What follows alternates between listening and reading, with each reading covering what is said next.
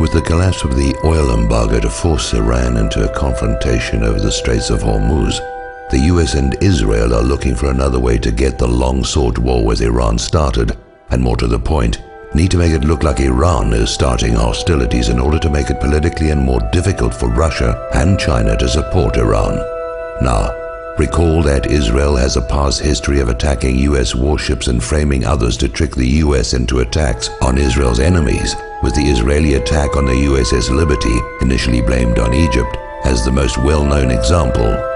So here we have the USS Enterprise, the oldest carrier in the fleet, on her last legs, scheduled to be decommissioned next year. Her name is well known in part because of the Star Trek TV series. Decommissioning a nuclear aircraft carrier is a very expensive process. USS Enterprise is powered by 8 nuclear reactors, all of which must be disposed of as nuclear waste material along with all the associated machinery.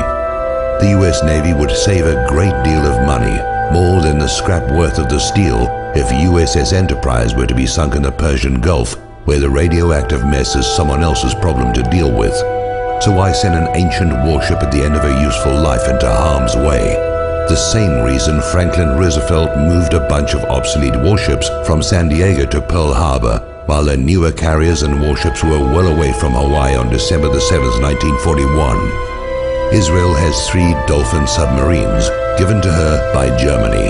They have been seen transiting the Suez Canal in the past and could well be operating in the Gulf of Oman, even the Persian Gulf by now, lying in wait for a used-up and obsolete warship, more useful as a sacrificial lamb than an actual weapon, a ship with American sailors to be attacked as Israel attacked the USS Liberty, then to be blamed on the designated target, Iran, by a compliant media.